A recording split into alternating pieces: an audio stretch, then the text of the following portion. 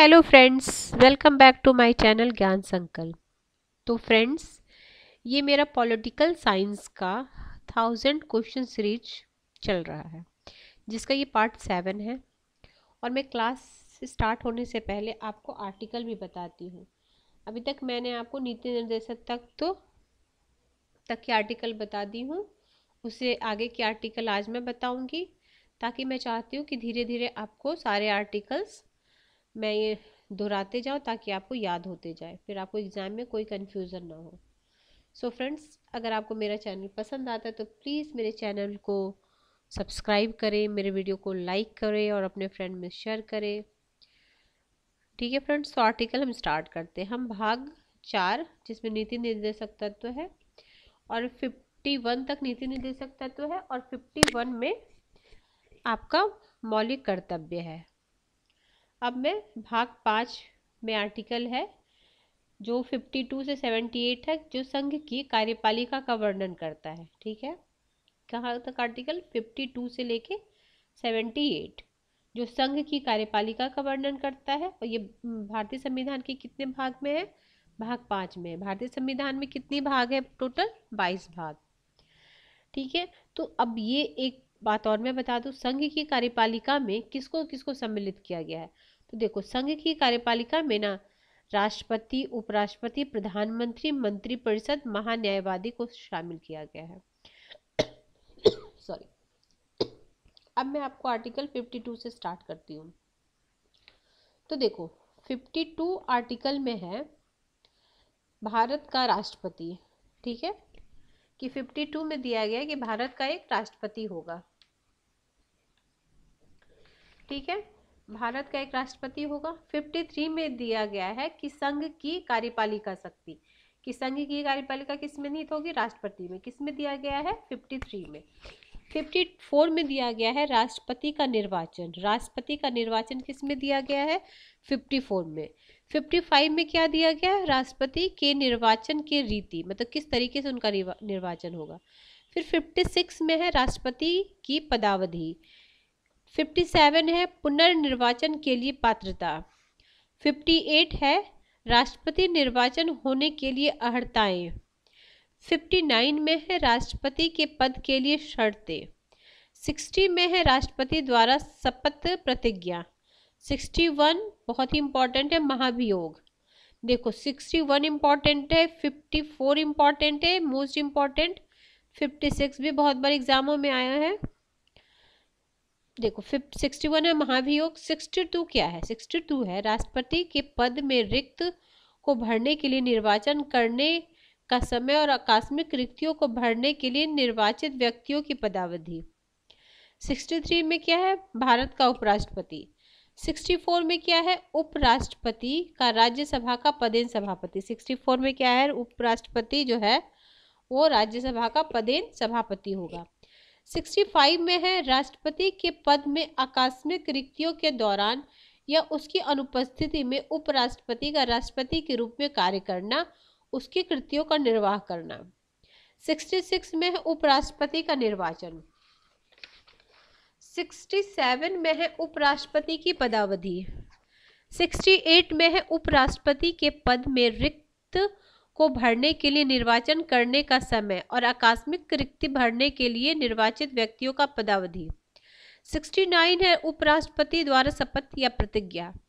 70 है आकस्मिकताओं में राष्ट्रपति के कृत्यों का निर्वाह। अब जो राष्ट्रपति नहीं रहते, उस अनुपस्थिति में या जब उनकी मृत्यु बीच में हो जाती है, तो उसके जगह जो उपराष्ट्रपति राष्ट्रपति के रूप में कार्य करते हैं, वो आर्टिकल 70 के तहत होता है। 71 है राष्ट्रपति या उपराष्ट्रपति के निर्वाचन से संबंधित सशक्त विषय। 72 है क्षमा आदि कुछ मामलों में दंडादेश और के निलंबन और परिवहन लघुकरण राष्ट्रपति की शक्ति है। 72 में मोस्ट इंपॉर्टेंट। 73 है संघ की कार्यपालिका शक्ति का विस्तार। 74 है राष्ट्रपति को सहायता और सलाह देने के लिए मंत्रिपरिषद। 75 क्या है? मंत्रियों के बारे में अन्य उपबंध। 76 है भारत का महान्यायवादी। 77 है भारत सरकार के कार्य का संचालन। 78 है राष्ट्रपति को जानकारी देने आदि के संबंध में प्रधानमंत्री के कर्तव्य। ठीक है फ्रेंड्स, तो आज मैं 52 से लेके 78 आर्टिकल तक बताया है आपको। आप 2-3 बार ये वीडियो मेरी सुन लेना तो आपको आर्टिकल पूरे अच्छे से याद हो जाएगा। तो अब हम आज का क्वेश्चन सीरीज स्टार्ट करते हैं। तो हमारा क्वेश्चन, हाँ फ्रेंड, फिर से मैं बोलना चाहूँगी, अगर मेरी वीडियो अच्छी लगती है तो प्लीज़ मेरे चैनल को सब्सक्राइब करो, मेरी वीडियो को लाइक करो, ताकि मुझे भी मोटिवेशन मिले कि मैं आपको जो प्रोवाइड कर रही हूँ वो आपके लिए काफ़ी बेनिफिशियल है। अगर आप लाइक करोगे, अपने फ्रेंड में शेयर करोगे, सब्सक्राइब करोगे तो मुझे भी अच्छा लगेगा। तो फ्रेंड, मैं अपना चलो आज का क्लास स्टार्ट करते हैं। देखो अब क्या है इसमें 25 तक हम क्वेश्चन पिछली बार कर चुके हैं, 26 क्वेश्चन तक है। 26 से लेके 50 तक आज हम करेंगे क्वेश्चन।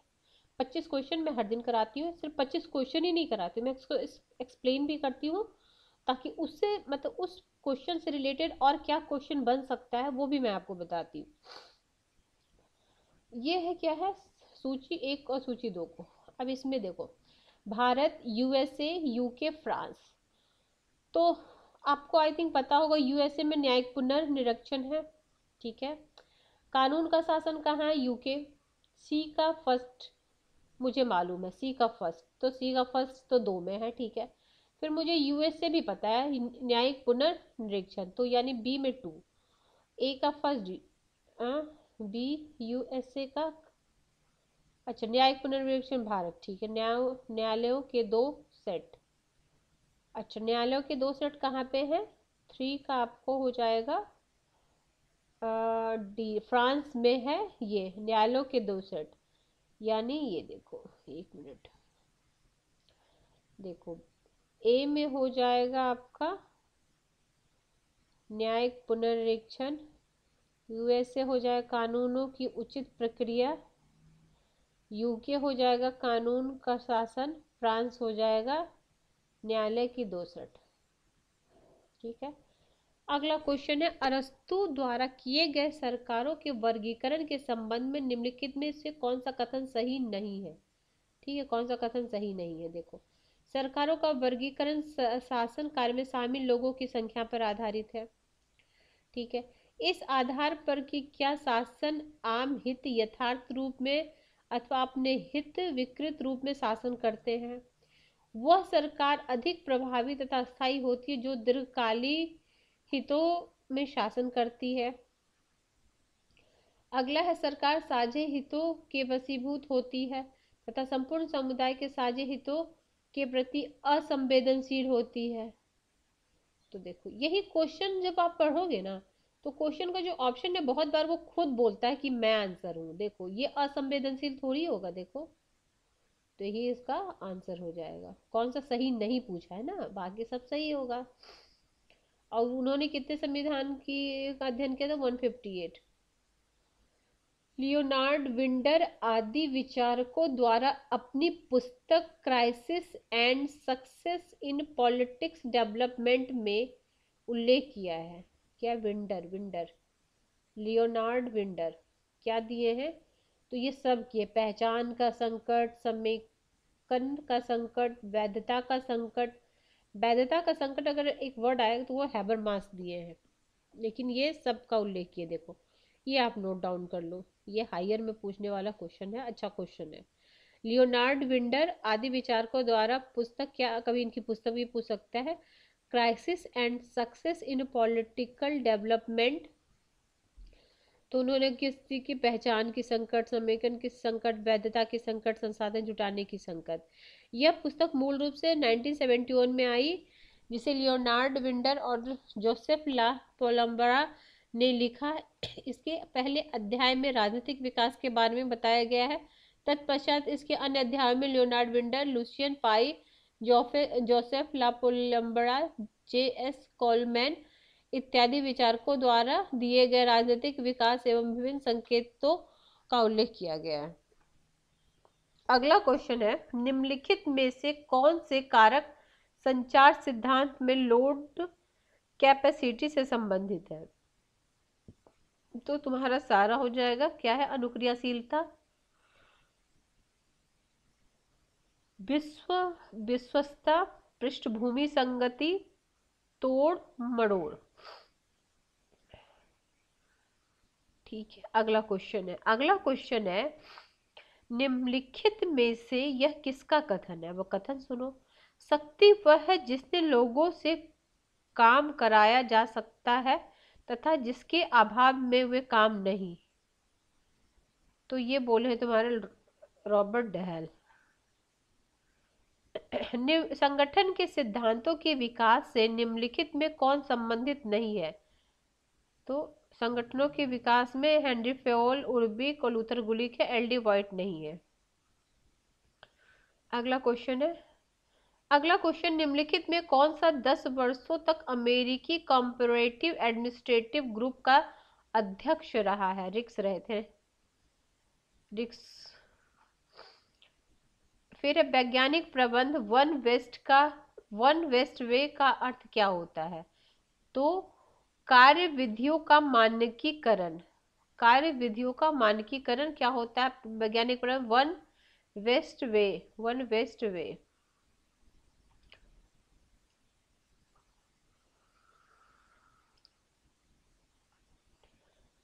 अगला है, देखो इसका थोड़ा एक्सप्लेन मैं कर देती हूँ। देखो, टेलर वैज्ञानिक प्रबंध के सिद्धांत का प्रतिपादन किए। कभी जैसे ये टीजीटी ये सब टाइप में जो है तो ये भी पूछते वैज्ञानिक प्रबंध, नहीं टीजीटी क्या, एवं पीवीजीटी में भी पूछता है वैज्ञानिक प्रबंध, मानव संबंध और व्यवहारवादी, 3-4 ऐसे लिख देंगे और इधर जो उसके प्रणेता है उनके नाम लिख देंगे, तो आपको मिलाना होगा। तो वैज्ञानिक प्रबंध की टेलर है प्रतिपादक। तो क्या बोलते हैं, टेलर ने औद्योगिक विक्रय केंद्रों और औद्योगिक मजदूरों के स्तर में कार्य प्रक्रिया के गहन विश्लेषण पर अपना ध्यान केंद्रित किया, जिससे एक सर्वोत्तम रास्ते वन वेस्ट वे का नमूना तैयार हुआ। ठीक है, टेलर के वैज्ञानिक प्रबंध सिद्धांत 4 महत्वपूर्ण सिद्धांतों के इर्द गिर्द घूमता है, जिसका सारांश निम्न में से है। विज्ञान न ही अनूठे नियम है, सामंजस्य न कि कला, सहयोग व्यक्तिगत नहीं अधिकतम उत्पाद। चलो ठीक है। निम्नलिखित में कौन यूएसए में एक स्टाफ एजेंसी नहीं है? क्या है यूएसए में एक यूएसए? तो स्टेट डिपार्टमेंट, देखो office of budget and management, national security council, the white house तो हमें पता है, तो ये स्टेट डिपार्टमेंट नहीं है। तो देखो थोड़ा सा मैं पढ़ती हूँ उसको। देखो, अमेरिका का स्टेट डिपार्टमेंट एक स्टाफ एजेंसी न होकर वरन एक सूत्र लाइन अभिकरण है। देखो ये क्या पूछ रहा था, स्टाफ एजेंसी पूछ रहा था। ठीक है, स्टाफ एजेंसी लाइन एजेंसी में डिफरेंस आपको पता है? नहीं पता है तो मैं किसी दिन क्लास लेके आऊंगी, स्टाफ एजेंसी और लाइन एजेंसी में क्या डिफरेंस है। देखो, अमेरिका स्टाफ एजेंसी ना होकर एक लाइन एजेंसी है। अमेरिका के प्रमुख स्टाफ अभिकरण व्हाइट हाउस, देखो स्टाफ अभिकरण कौन कौन से? व्हाइट हाउस है, व्हाइट हाउस कार्यालय, ऑफिस ऑफ मैनेजमेंट एवं बजट, राष्ट्रीय सुरक्षा परिषद, राष्ट्रीय आर्थिक सलाहकार परिषद इत्यादि। स्टाफ अभिकरण का मुख्य कार्य सूत्र अभिकरणों को परामर्श देना या सहायता करना ताकि संगठन को सुचारू रूप से चलाया जा सके। देखो, स्टाफ अभिकरण का मुख्य कार्य क्या है? देखो, स्टाफ एजेंसी अभिकरण का मुख्य कार्य सूत्र अभिकरण को परामर्श देना और सहायता करना। एफ एम मार्क्स के नौकरशाही के वर्गीकरण का सही क्रम बताइए। प्रतिभा, अभिभावक, जाति, संरक्षण। तो सबसे पहले अभिभावक, फिर जाति, फिर संरक्षण, फिर प्रतिभा। ठीक है, प्रतिभा या योग्यता। ठीक है, योग्यता को सबसे बेहतर। अच्छा, ये भी है अभिभावक और नौकरशाही के उदाहरण अमेरिका। देखो क्या है, प्राचीन चीन नौकरशाही से प्रथा की नौकरशाही क्या थी? अभिभावक नौकरशाही। अमेरिका में नौकरशाही कौन सी लूट पद्धति है? Spoil system. अमेरिका में किस प्रकार की वो है लूट पद्धति? Spoil system. जबकि योग्यता नौकरशाही आधुनिक लोकतंत्र की विशेषता है। भारत में निष्पादन बजट निम्नलिखित में से किसकी सिफारिश पर शुरू किया गया? ये भी लिख लो, ये सब टाइप का क्वेश्चन पीजीटी में बहुत पूछता है। किसने किया है? प्रथम प्रशासनिक सुधार आयोग। पिछले बार क्या पूछा था? इसी से रिलेटेड कुछ पूछा था, मुझे याद नहीं आ रहा है। देखो, भारतीय सर्वप्रथम 1968 प्रशासनिक सुधार आयोग ने वित्त प्रशासन पर अपनी रिपोर्ट में निष्पादन बजट अपनाने का सुझाव दिया। निष्पादन बजट का सुझाव सर्वप्रथम अमेरिकी, हाँ ये भी लिख लो, अमेरिकी की हूवर कमीशन निष्पादन 1959। ठीक है। सरकारी नियुक्तियों में मूल अधिवासी योग्यता का सर्वप्रथम उपयोग किया गया तो यूएसए में सबसे पहले किया गया। भारत में मुख्य सूचना आयुक्त तथा सूचना आयुक्तों की नियुक्ति की जाती है। कितने वर्ष के लिए की जाती है सूचना आयुक्तों की नियुक्ति? देखो,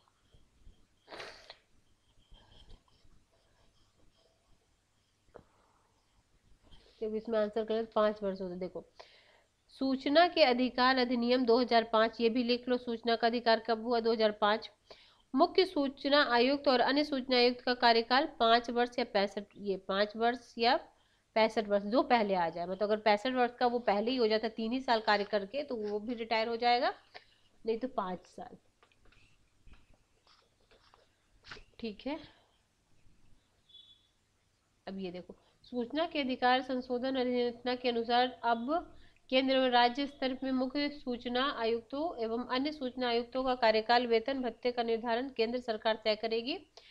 केंद्र सरकार सूचना का अधिकार अधिनियम 2005 की धारा 27 की उपधारा 2 के तहत शक्तियों का प्रयोग करते हुए सूचना का अधिकार नियम 2019 से जारी किया, जिसके अनुसार केंद्रीय मुख्य सूचना या सूचना आयुक्त उस तरीके से उसको वो अपना पद धारण करता है 3 वर्ष की अवधि के लिए पद धारण करेगा। ठीक इसी तरह से राज्य मुख्य सूचना आयुक्त राज्य सूचना आयुक्त में 3 वर्ष की अवधि के लिए, देखो, अच्छा देखो 1 मिनट रुको, देखो क्या है, केंद्र मुख्य, देखो 2019 के तहत, 1 मिनट रुको फिर से हम पढ़ देंगे। केंद्र सरकार सूचना का अधिकार अधिनियम 2005 की धारा 27 और उपधारा 2 के तहत प्रदत्त शक्तियों का प्रयोग करते हुए सूचना का अधिकार नियम 2019 जारी किया। इसके अनुसार केंद्रीय मुख्य सूचना और सूचना आयुक्त उस तारीख से जिसको वो अपना पद धारण करता है 3 वर्ष की अवधि के लिए पद धारण करेगा। ठीक इसी तरह राज्य मुख्य सूचना आयुक्त राज्य सूचना आयुक्त भी 3 वर्ष के लिए, अच्छा चलो सॉरी, तो इसका आंसर यही होगा 3 वर्ष के लिए। देखो सॉरी गाइस, इसका आंसर ठीक है। ठीक है, ऑप्शन ए। अगला है आपका कथन और कारण।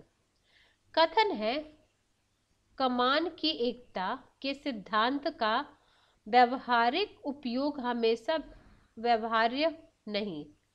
ठीक है। फिर है क्योंकि सामान्य प्रशासनिक तथा तकनीकी कार्यों में विभिन्न प्रकार के पर्यवेक्षण की आवश्यकता होती है। देखो फिर से ये सब क्वेश्चन ना 2 बार पढ़ो, 2 नहीं तो 3 बार पढ़ो जब तक क्वेश्चन समझ ना आ जाए। देखो, कमान की एकता के सिद्धांत का व्यवहारिक उपयोग हमेशा व्यवहार्य नहीं है क्योंकि सामान्य प्रशासनिक तथा तकनीकी कार्यों में विभिन्न प्रकार के पर्यवेक्षण की आवश्यकता होती है। तो ऑप्शन ए और आर दोनों सही है, ए आर का सही एक्सप्लेन कर रहा है।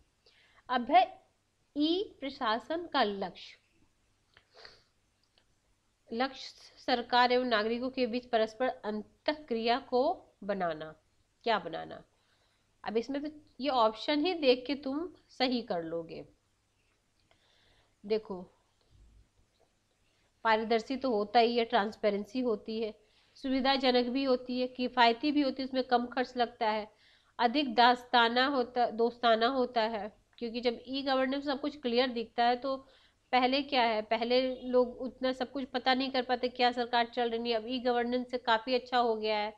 देखो राष्ट्रीय ई गवर्नेंस प्लान 2006 के अनुसार ई गवर्नेंस का लक्ष्य सामान्य सेवा प्रदायी आउटलेट्स के जरिए आम आदमी को उसके आसपास सभी सरकारी सेवाएं उपलब्ध करवाना और आम आदमी को आधारभूत जरूरतों को पूरा करने के लिए वहनीय लागतों पर ऐसी सेवाओं की दक्षता, पारदर्शिता तथा विश्वसनीयता सुनिश्चित करना। इस प्रकार ई शासन का लक्ष्य सरकार तथा नागरिकों के बीच सुविधाजनक अंतःक्रिया को अधिक दोस्ताना, सुविधाजनक, पारदर्शी, किफायती बनाना है। सरकार कार्यों में अधिकाधिक आईसीटी का प्रयोग ई गवर्नेंस है। मतलब ठीक है। आर्थिक कूटनीति को इस रूप में भी जाना जाता है, किस रूप में जाना जाता है, तो विकास कूटनीति। अगला है आपका, निम्नलिखित में से क्या गुटनिरपेक्ष की विशेषता नहीं है। अब देखने में ये क्वेश्चन आपको बड़ा लगेगा, लेकिन अगर आप पढ़ोगे ना तो आपको खुद ही पता चलेगा कि क्या क्या आंसर है। ये सब क्वेश्चन एग्जामिनर वो देखना चाहता है कि बच्चे कितने पेशेंस होके पढ़ते हैं। अगर आप सारे सेंटेंस को अच्छे से पढ़ के समझ लोगे तो आंसर, ये सब बड़े क्वेश्चन ना देखने में जटिल लगते हैं बट होते बहुत सरल हैं। अब आप पढ़ो गुटनिरपेक्षता के बारे में, आई थिंक आप लोग पहले भी पढ़ चुके होंगे। तो क्या है गुटनिरपेक्षता? राष्ट्रों के समुदाय में बहुलवाद और लोकतंत्र सामान्य पक्षधर है। ठीक है। यह नस्लवाद और भेदभाव की सभी ताकतों का विरोध करता है और मौलिक स्वतंत्रता का समर्थन और आर्थिक और सामाजिक न्याय गुटनिरपेक्षता का उद्देश्य है। ठीक है।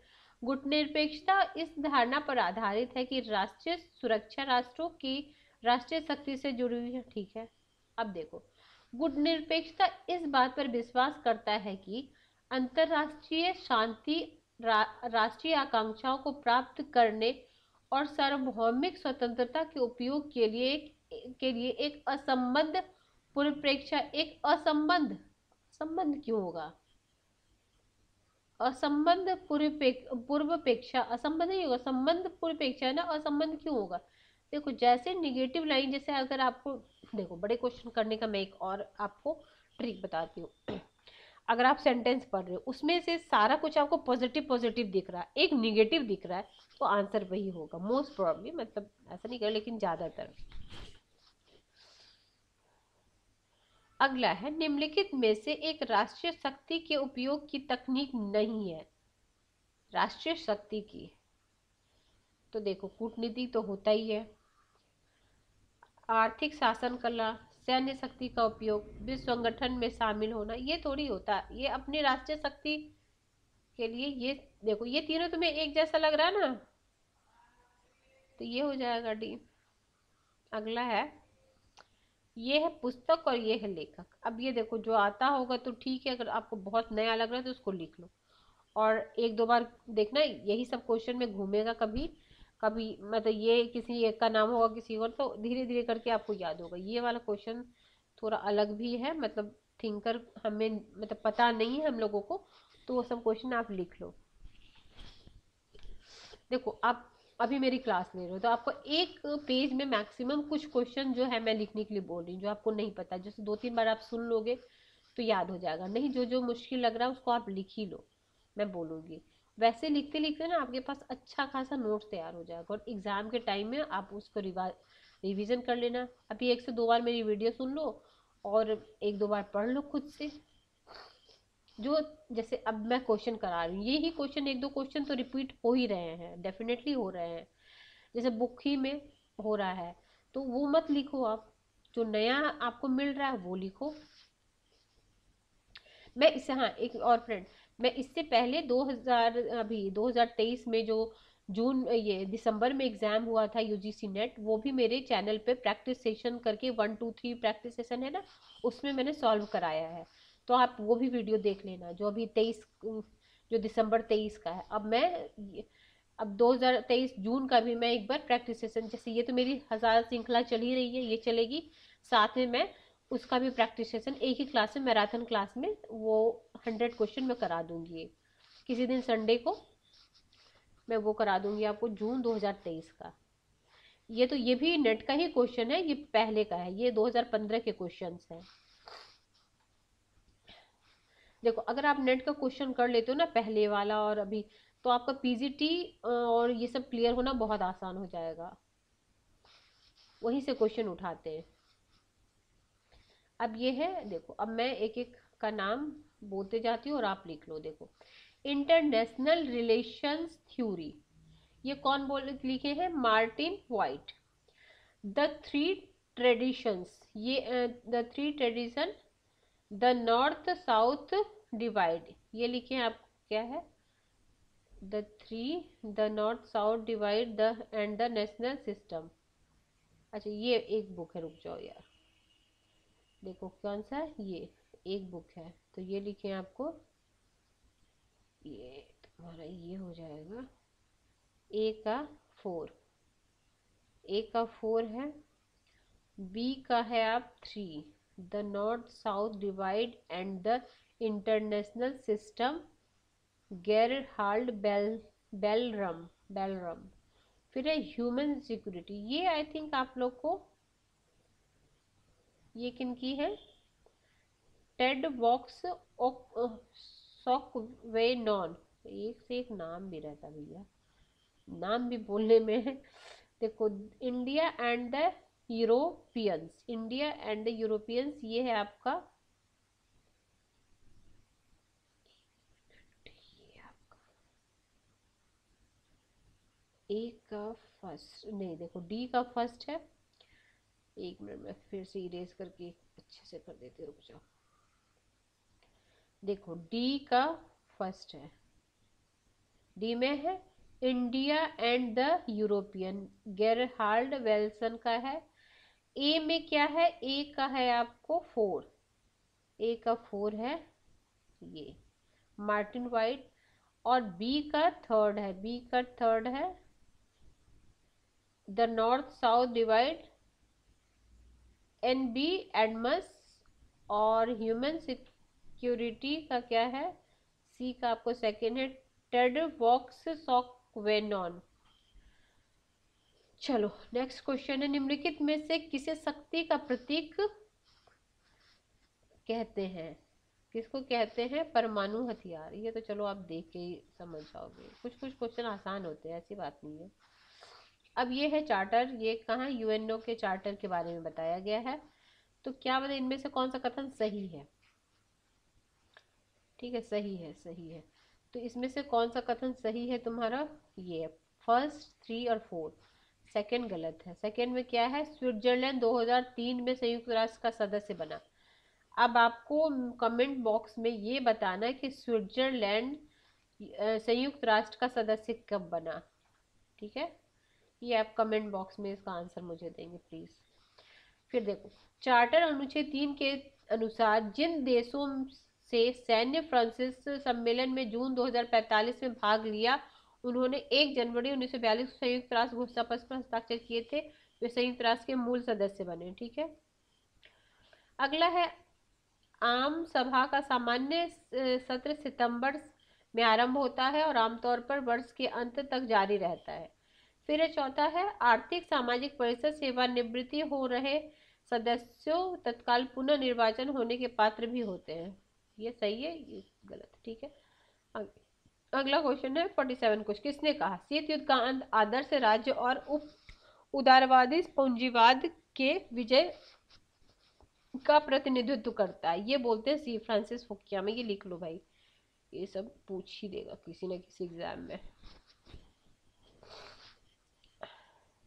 अब ये क्या है आपको? सूची 1 सूची 2 को मिलाना। क्या? सोवियत संघ जर्मनी अनाक्रमण संधि,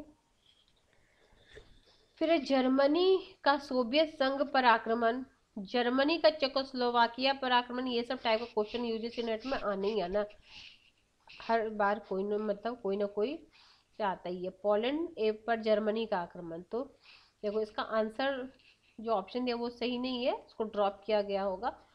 सही जो है वो आप लिख लो। लिख लो या स्क्रीनशॉट ले लो, मैं बता, अच्छा चलो मैं एक बार बोल देती हूँ, आप सुन लो। पहला है ये, सोवियत संघ जर्मनी अनाक्रमण संधि अगस्त 1949 में हुआ था। जर्मनी का सोवियत संघ पर आक्रमण जून 1941 में हुआ था।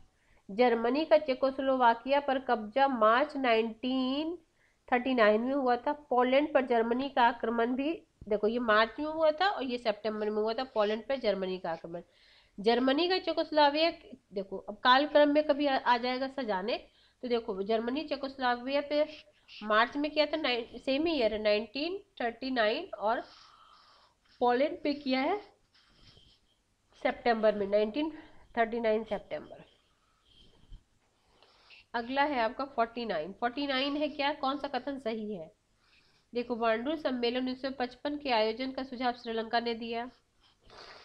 इस सम्मेलन का को आयोजन करने का तत्काल, देखो इसमें भी स्टार बना, यानी इसका भी ड्रॉप किया गया होगा, ऑप्शन में कुछ गड़बड़, इसलिए हम इसको छोड़ ही देते हैं।